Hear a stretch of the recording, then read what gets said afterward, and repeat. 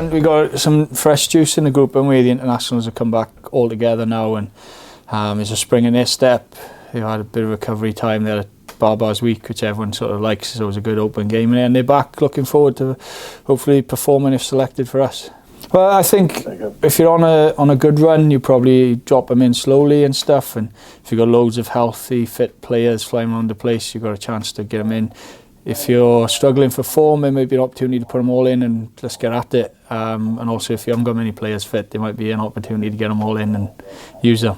Yeah, of course they do, you know, whether that's the athletic ability someone like Aaron Wainwright brings, or that's the experience that Dan Lydiate can bring, you know, them types of people. That's why the internationals, isn't it? That's why they've gone to a World Cup and then been successful, is because of what they offer.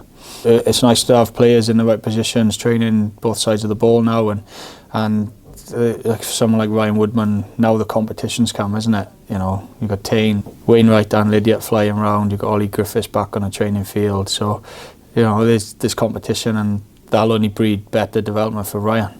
Yeah, it does, but again, I'd say there is an expectation on us. You know, we're home, and we've lost 2 home games, so we can't just keep accepting that Leinster are coming to town and we're underdogs. And you'll see our team when it's announced on paper, it's a freaking pretty good team. It's not acceptable to say, oh, Leinster are good, aren't they? Oh, we got nothing to lose. It's about time we turn a corner and go, we're a pretty good team. And we got to start believing now, and we got to start performing. I would say the first 2 games we didn't do much wrong, we just didn't do much right. So we were very neutral, and that cost us again. We were in the games for long periods. We were a better team for long periods. We didn't win the game because we didn't execute the chances we had. We had 7 chances in the 2 games. We took 1. Munster was a different story. I thought our pack really held up well. We just had some system stuff go wrong, and they executed their chances. I didn't feel it was a 45-14 game, personally. I thought we were in the game for periods, and half-time turning around with a win behind us. That second half was bitterly disappointing. He'll have surgery this week, so he'll be out for a while. It's his forearm. It's very similar, from what I understand, to what Dan Lydiate has done previously and what Toby Faldo may have done in the World Cup. And it's a shame, because Angus is hardly ever injured. He plays a lot of rugby, and he's an important member of our team, and we'll miss him. But with that, opportunity is for others, isn't it? Someone like Will Reid now can get a run in the 10 shirt, with Kai covering fullback and 10, and it's an opportunity for them boys to put their hand up and say, well, it's my team. Nothing more than was announced. Obviously, Rodrigo's going to be a little while with his calf. Hopefully not as long as we initially thought, because he's progressed really well. You know, Leon, a couple more. He's picked up a little calf niggle when he came on last week in Wales camp, and you know, we'll just make sure we look after Leon. And Ollie's on the mend, so he won't be far off.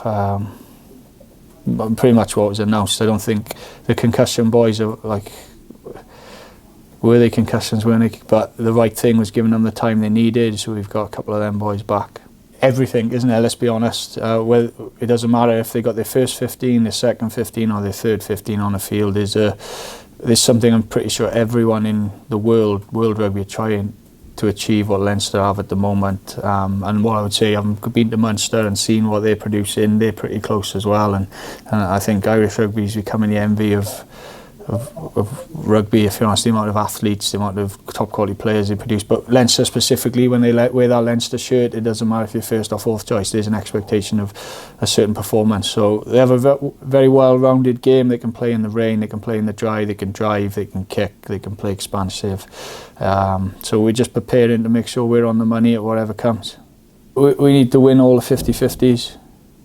Like, we can't got good enough talking about it now. If we need to win our personal battles, so when the 12 plays against the 12 or the 10 plays against the 10, we need to win them battles, and we need like a real collective performance. So our maul was good, our scrum was good, our phase play attack needs to be good, and our phase play defence needs to be good to be in with a shout. And there's no reason why it can't be. You know, we've got quality players. We've got to unite now and go after them. We do feel really disappointed. We've let people down because there was such a good pre-season, such a good buzz, and we couldn't win the games we needed to win. And we just hope people stick with us, support us, come out in their droves and back us.